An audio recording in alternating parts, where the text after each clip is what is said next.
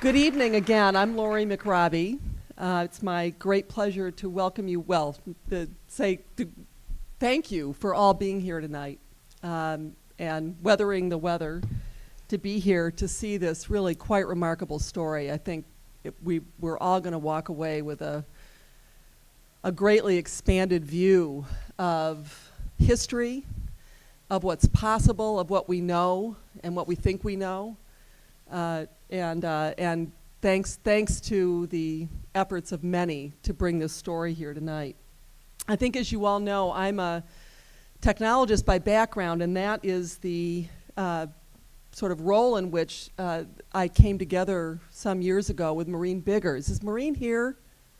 Where are you? She didn't make it. Well, all right.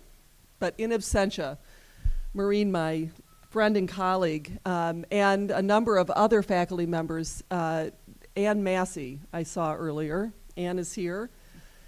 And a couple of others to found CWIT, the Center of Excellence for Women in Technology, which is celebrating the end of its 5th year on the Bloomington campus and is the sponsor for tonight's film.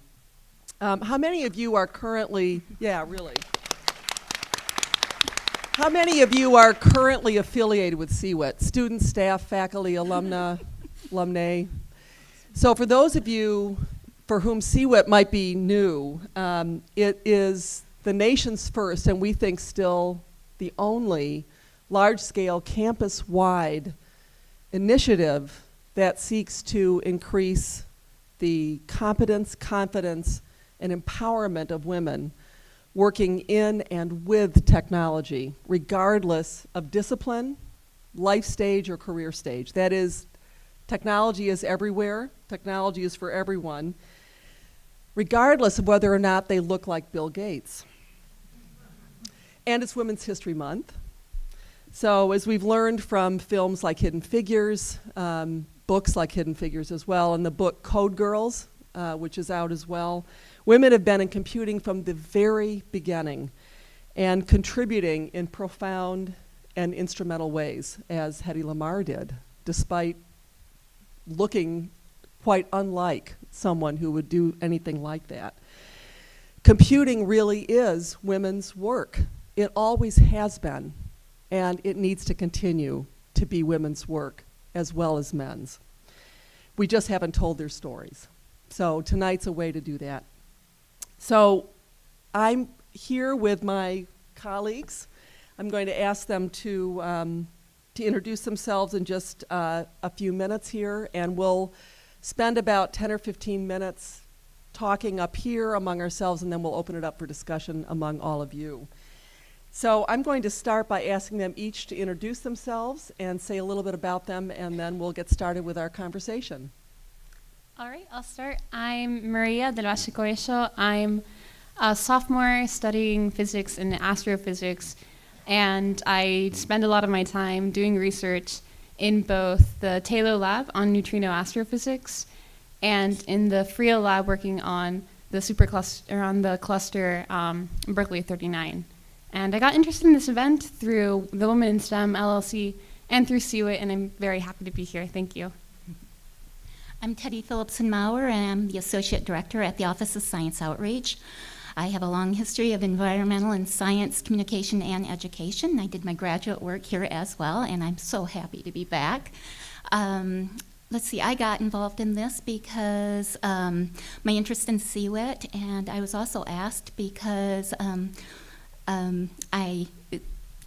people understand that I feel very strongly about science communication, and our office, the Office of Science Communication, really tries to reach out and are committed to making sure underrepresented people everywhere can engage in science in some way. I'm Charlene Newman. I guess you can hear me. I'm faculty in the Department of Psychological and Brain Sciences. I have a background in engineering and switched to cognitive neuroscience as a postdoc. My research, I'm also the director of our imaging research facility that houses a 3 Tesla MRI system. So I do brain imaging yeah, basically is, is my research area, studying language comprehension to everything from language comprehension to addiction, and using MRI and as many of its ways as possible, from functional imaging to diffusion imaging to spectroscopy. I'm also the associate vice provost in undergraduate education. My role there is really to supervise the Office of Engaged Learning, and a part of that office is the Women in STEM LLC and the STEM thematic community, now both housed in Agnes Wells Quad, which is great because Agnes Wells was a mathematician and astronomer, so a woman from IU who was in STEM, so a great place to house the Women in STEM LLC. How did I end up here? I'm not quite sure. I got an email asking if I would do it, and I said, of course. And so I'm here. Well, thank you all for being here. I'm just going to start by asking maybe almost the hardest question to answer, because there's so many ways to do it. But in a really fascinating, complex, and remarkable story, what did you find to be the most interesting, the most compelling? Oh, that's tough. I think the most compelling thing about HEDY LAMARR is that she just never gave up. Like, she's just incredible. Like, she got turned down again and again and again for her patent and for producing such brilliant work, and she didn't even let it faze her, even when she was in the midst of poverty, in the midst of suffering, depression, drug usage. She was able to keep on living and to still make a difference and to still live on. I think she's amazing and really an inspiration. Yeah, I would echo that. Her resilience was just absolutely amazing when things were down. I think what struck me is when we think of beauty and how it's such a social construct, I know that the theme was about beauty, but how we interact as a culture with physical characteristics and or how people look, we immediately assume, because we're human and that's part of our evolutionary history, but we assume certain things about people. And it's tragic sometimes when we don't give people opportunities that, to tell their story. And in my line of work, I think it just reemphasizes how important it is that we listen more often to people's stories. And how can I put this? People come from so many different backgrounds, and we can't judge by what they look like. And sometimes they don't speak like we do in the academy. And there's a lot of that going right now in our nation. And I think that because of that, we're really butting heads on things that we really don't have to. I think listening to each other, in fact, that's why I like the word engagement instead of outreach, because engagement really tells us, it defines a two-way street. Faculty members, researchers can learn so much when they get out there in the community about their own research, what is needed, where they can problem solve with their own research. And I think sometimes people feel disengaged. I think they want to be engaged, even if they haven't had an opportunity to learn what science is and how it's done. But oftentimes they're cut off from it. And I think that's what we're facing right now when people want to engage, but they don't know quite how. So I think we just have to do a better job of getting out there and communicating what science is and interacting in a two-way street. Yeah, I got all that out of this movie. Yeah, I was thinking about, HEDY LAMARR and how she faced all of this, and I think the movie just drove that whole thing home, so I can relate. Yeah, I think for me there are two things that came through. One is the fact that she didn't give up and she had a thick skin, and I think even today, to be a scientist in general, but to be a woman in STEM, you have to have a thick skin, and you have to keep trying and keep going and pick yourself up and not let anything or anyone stop you from doing what you want to do. And so in that way, I think she was a great role model for women today.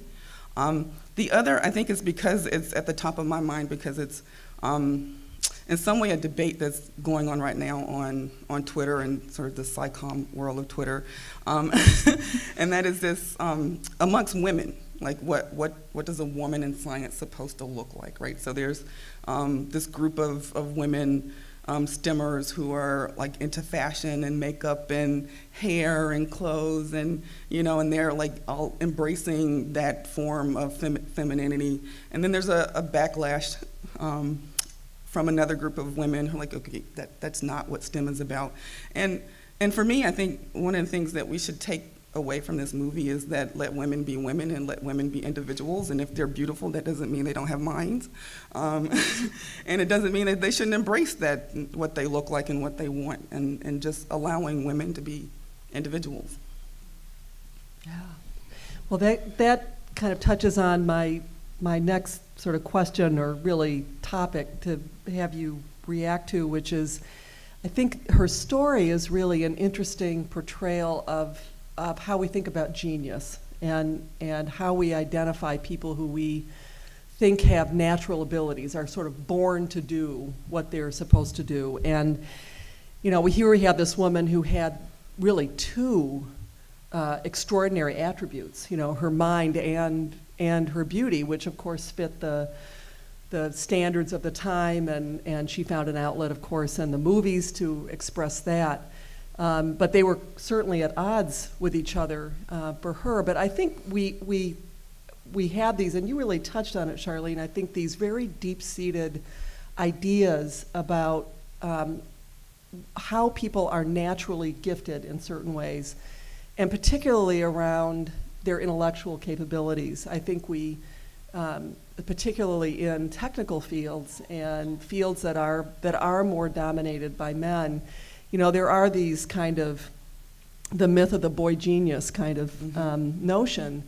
And, of course, women aren't boy geniuses, right? So I think we'd like to think that maybe it's different today, but I wonder just how much we have really been able to move past this idea that somehow you're either born to be brilliant at math or brilliant at technology, and that if you don't have the attributes of someone who looks like they were born to it, then you probably aren't going to be quite as good. And I just wondered if you could each kind of comment on that idea of what our notions of genius are. I think I would agree with you that a lot of us are like raised in an environment where we think that, okay, being a male and being like not necessarily like super attractive or something means that you're automatically smarter. And I think one of the great things about the college education system is that we're exposed to people who don't fit those characteristics and are still incredibly brilliant. And so for me, I did grow up with that kind of mindset and thinking, okay, the less feminine I am, the more able I'll be to be considered intelligent, to be able to go further. And I've had so many amazing role models so far that have all been, or half have been female, or I don't know what proportion have been female, that have really demonstrated to me that you don't have to sacrifice one or the other. You can be both. And that's really gone against what I grew up believing and what I grew up seeing. And I think it's important to really like cement that. And that's why I think a living learning center is like a Women in STEM, or the program like STARS or Cox Research Scholars is amazing, because it exposes us to mentors who are females, or mentors who don't fit any kind of these classifications or specifications that we're raised into believing, and who demonstrate to us that they are also geniuses, and that we should approach a person with a completely open mind and not immediately see them and react and categorize them.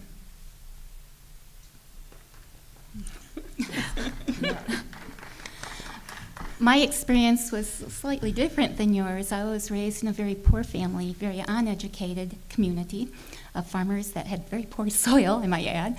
And so academics was not something that women were told about, and men weren't either, actually. And I know, and because of those experiences, I know that I was somewhat silenced in my younger days. So it wasn't in my younger years where I ever thought that there was genius, I guess. I never thought about it.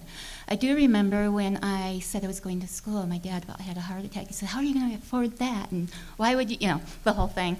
And I took some money out and went to Fort Lauderdale, Florida. There was a school down there called Prospect Hall College, in the back of Glamour magazine, I might add. That was my first experience, but I knew I was missing something. And then when I went to a real school, because I knew there was something else out there, I remember not being able to think like the other people in the room. I was taking a philosophy class, and I was trying very, very hard to think like the other people. It was like, well, where did you read that?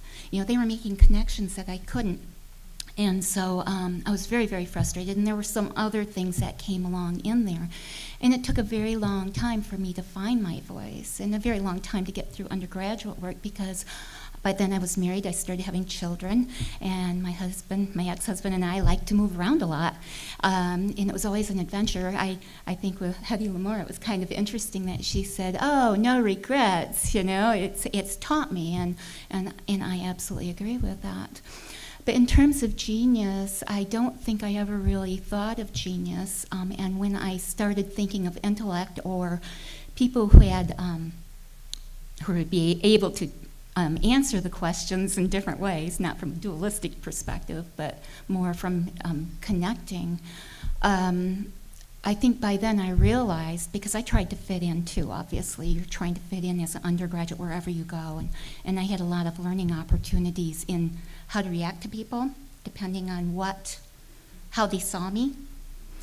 So, I used what I could, put it that way. I get that about HEDY too. And, playing that little game. So with the genius question, I don't think it really came up for a while. It was later on more about intellectualism, and really in understanding, especially now, how so many different people bring different perspectives to problem solving. And we need that. And in the movie, it was really apparent when she brought her work along with a man who was a piano player. They were both dismissed. But how we perceive people and where the intellect lie. And if they had listened, just think about the turn of events of the war. So there again, it's so important to get out into our communities and help people understand the science that we do here at IU. So I think when we all sit back and think about what a genius looks like, the image of a white male pops into our minds. Albert Einstein. That's right? right. That's the stereotype, right? So it's a white male, and if it is a female, it's a particular looking female. Right? It's not HEDY. Right? And that's just the truth of the matter. I mean, that's the stereotype of what a genius looks like. So a genius doesn't look like me, right? So you don't think of me when you think of. I'm not saying I'm a genius, because I'm not. But that's not what you think. I can say, at least for my own background, I was lucky in that my teachers from a very young age encouraged me in math. I was naturally sort of good at math, and I hated reading, and so my teachers from kindergarten on were like, okay, you should be an engineer, you should be an engineer, and I was okay. Okay. So I was lucky in that way, and they didn't care that I was female or that I was black, and they were like, you're good at math, and this is what you should do. So I was lucky in that way. I know that not all young girls, not all young black girls are as lucky as I was being encouraged the way I was. But we have to accept the fact that that's the stereotype, white male. Yeah. I think I had another sort of discussion question that has to do with identity, because I think identity is a big theme in this movie. I mean, HEDY really, in some ways, her greatest invention was herself, right? But she had a big hand in how she invented herself, which I think is partly what we're reacting to very positively, that, her resilience, her unwillingness to just sit back. She kept her optimism. But her identity really was constructed around what her image was. But I think I actually, in the interest of time, certainly all of you can answer that too, but I also want to open it up to all of you to offer your observations and any questions you may have about the film or things that you'd like to talk about.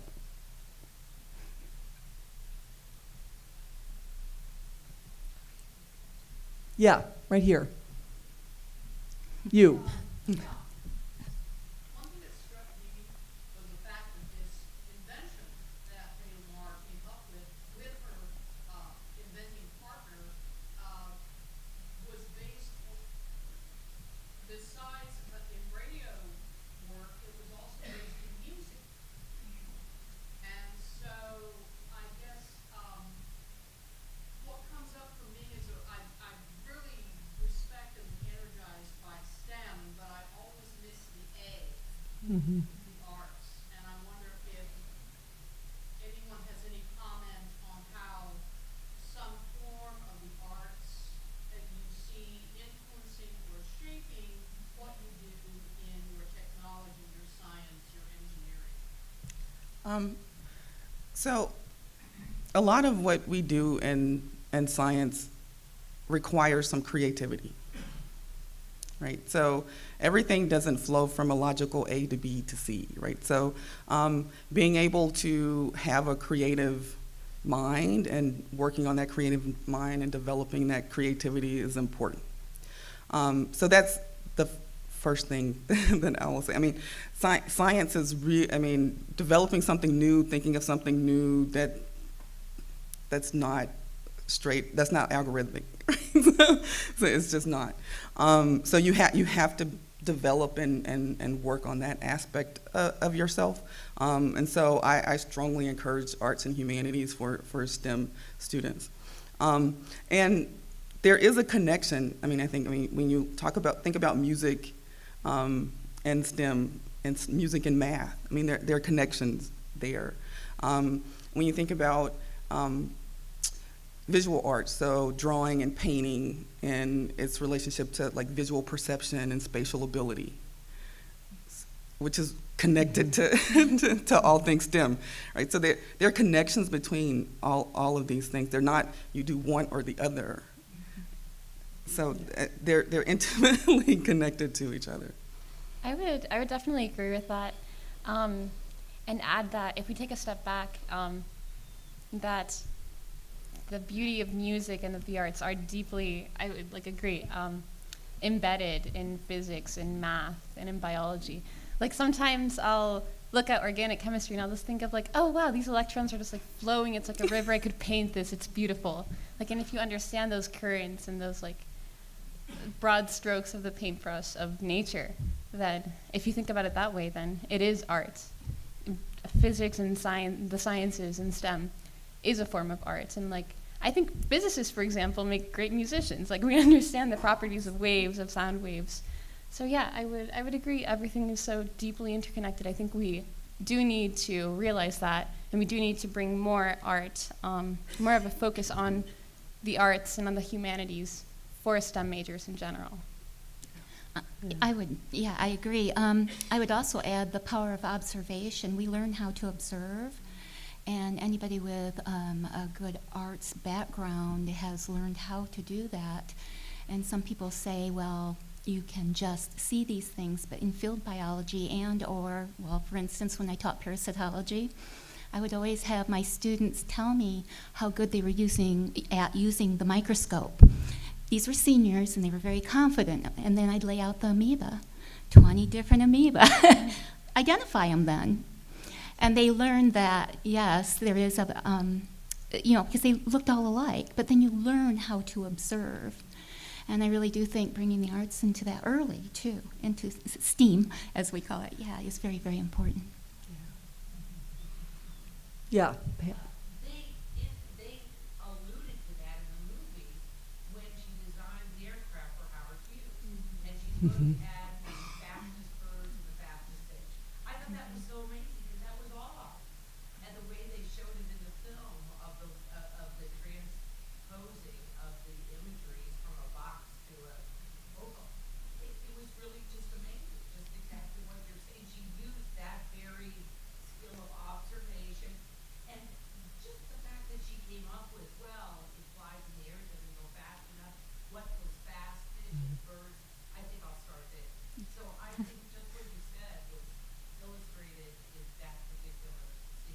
Yeah.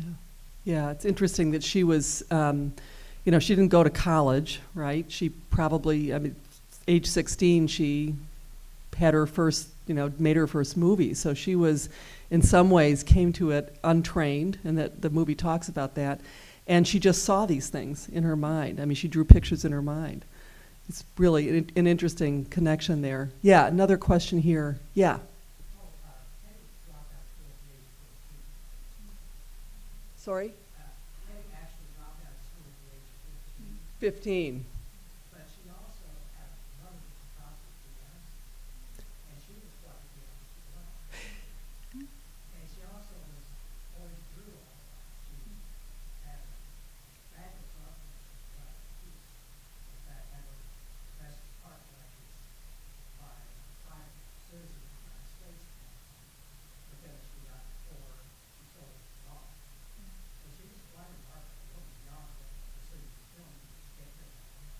Yeah. Actually, she and George Antheil actually played piano together. I mean, it was part of their relationship was entirely a musical relationship. There's I'm actually going to read a quote from this to close our evening tonight, but not yet. But recommend a book called Hedy's Folly, which written by Richard Rhodes, who is featured in the movie. And it's there are a number of books out there about her. This one is, I think, a pretty comprehensive view, not only of her, but a lot more on George Antheil and a lot more on their relationship and a lot more about the technology itself. So another something you can look at for more on her background. Thank you for bringing that up. Yes. This movie kind of fixates on individual genius. So much progress in science today is being made through collaboration. Cutting edge technology applied by technicians, engineers, computer scientists, physicists, astrophysicists, for instance, CERN or LIGO. LIGO won the Nobel Prize for a paper that has 7,000 authors. So it seems like there's a lot more opportunities for women in a collaborative environment than in the solar. Yeah. Well, in fact, it was both of them, right, that came up with this, and there were others, of course, who went along the way who helped apply what their patent had originally invented. But yeah.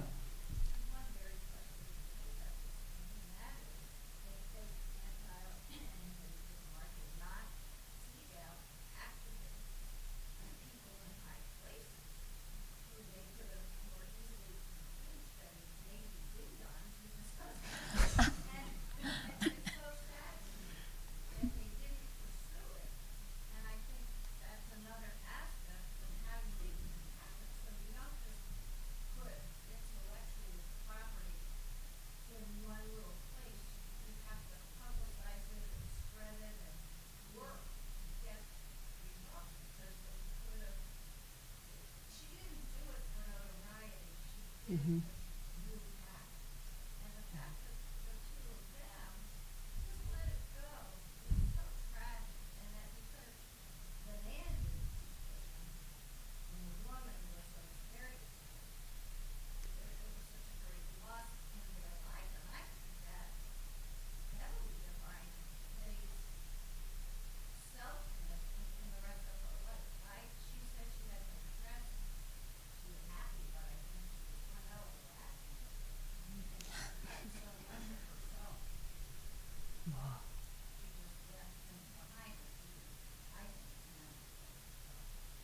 I think that definitely brings into perspective and brings back the idea of how much we need to work on science communication in general. Because I remember reading about the cosmic microwave background and how, these two radio people were working on some kind of radio array, and they got like these really weird results. They couldn't get rid of this bizarre background. And it turns out it was a cosmic microwave background, but they never would have known. And someone had theorized about that beforehand, but it hadn't been communicated. And it just barely worked out that the groups crossed paths. So yeah, I think communication is key. And you bring up an excellent point. Yeah. I want to go back to this collaborative comment. And whether or not women will, do better in collaborative spaces. Women have always been in the background of science being collaborators. They've just never been recognized for the work that they've done. They've always, at IU, they have always been in the background of the major male scientists and have been the ones doing all of the work at the bench, but never recognized. So yes, women are great collaborators. The hope now is that we actually get recognized for all of that collaboration, and whether or not we can become the lead in these collaborations and not secondary in those collaborations. But we've always been great scientific collaborators. So that I needed to. Thank you. Yeah, so maybe as these opportunities for collaboration increase, that will help. Yes, right here.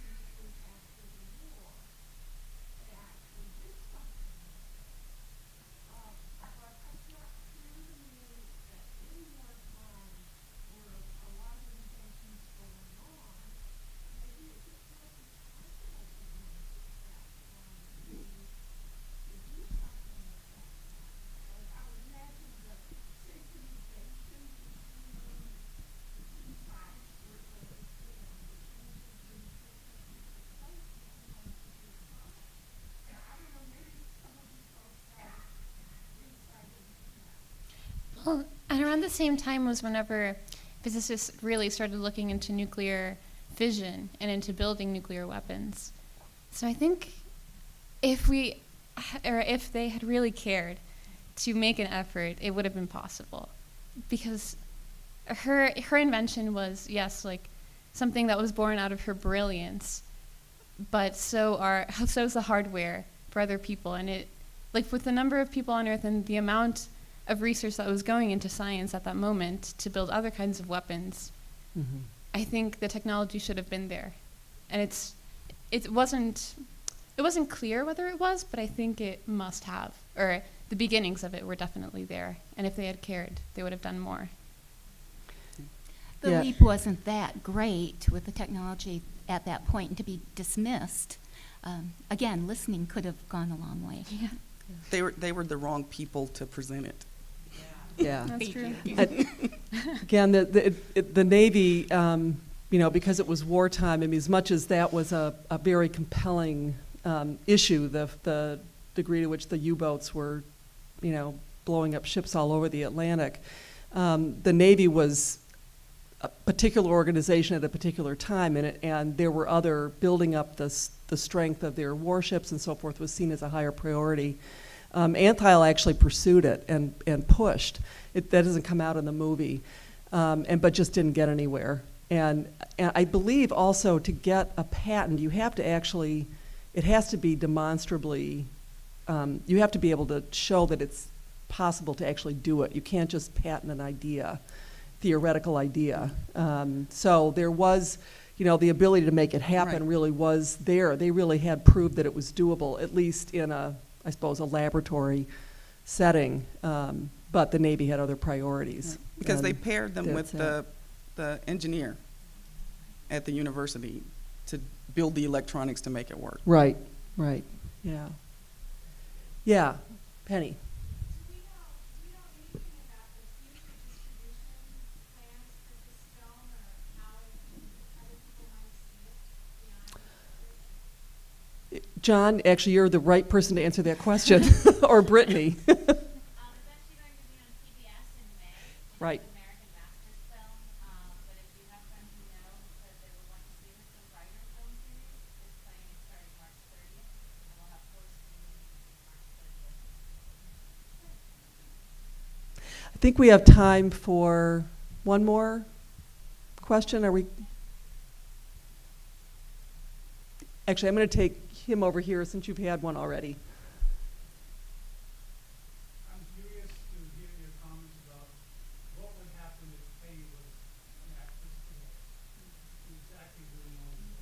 Yeah. Honestly, I don't think he'd be that different.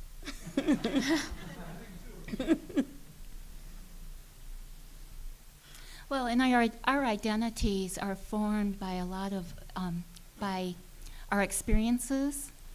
And so I think it's hard to say if the same things would happen. And obviously, you know, her Jewish descent and going through the war, and, you know, we just don't know what the cascade of events would be and what kind of identity she would have pulled out by then. But I know the same things happen now that did before, so. Well, I mean, my answer is based on what I've seen and how people view women who look like her. Mm-hmm. Maybe if she dialed down the makeup, put the hair up in a bun, put on glasses, she'd be accepted, right? But not looking like she did in the movies. People don't take women who look like that seriously. I don't know. Maybe call me an optimist, but You're young. I think yes. I think it could be pretty different. I think nowadays we have groups like CUIT, which prides itself on having male allies or other allies that are with us and want women to be more represented and want women's ideas to come to the forefront because they're just as good as men's.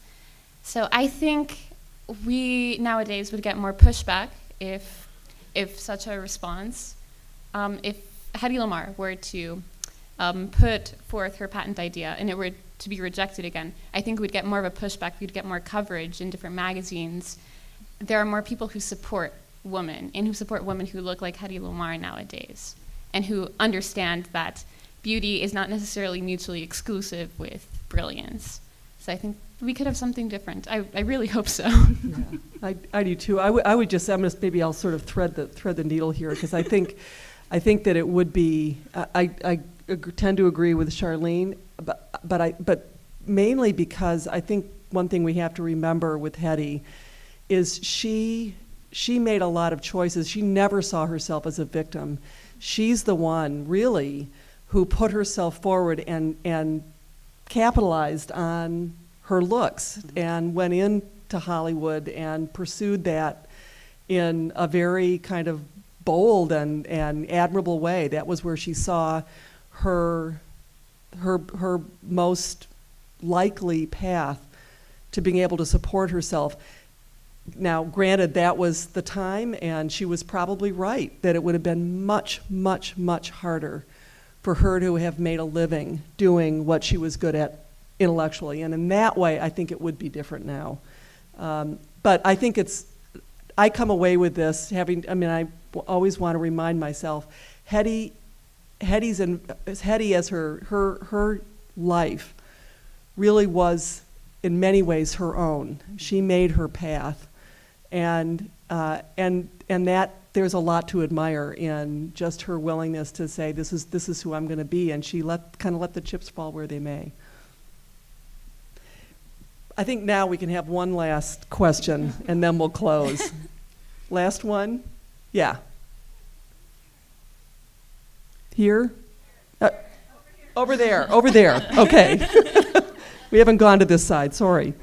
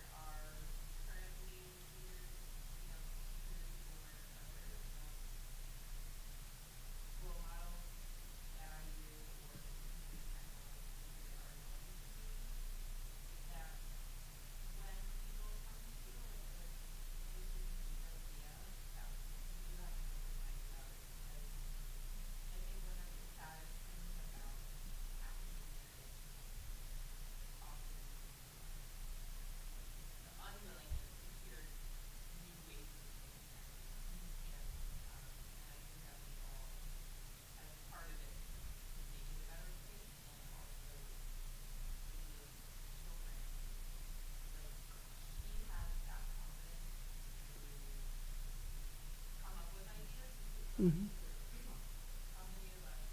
Mm-hmm. Mm-hmm.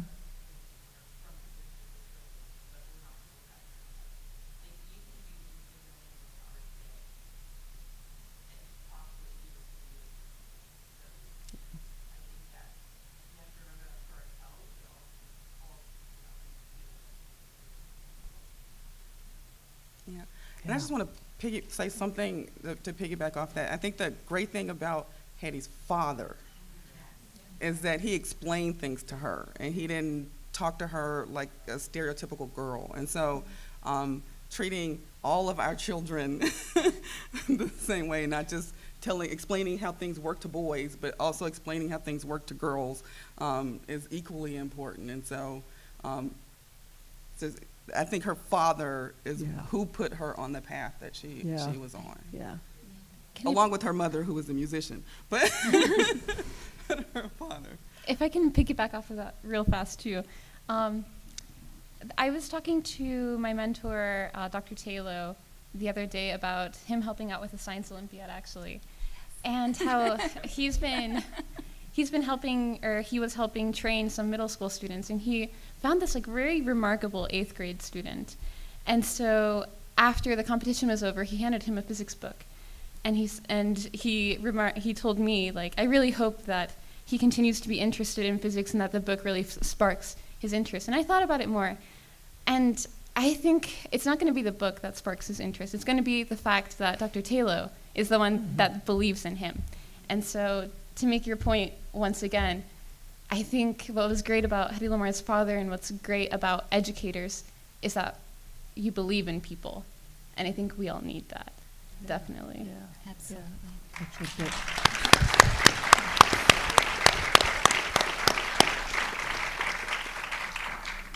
Any last comments that any of you want to make, that points we didn't cover, observations, questions that are still lingering in your mind?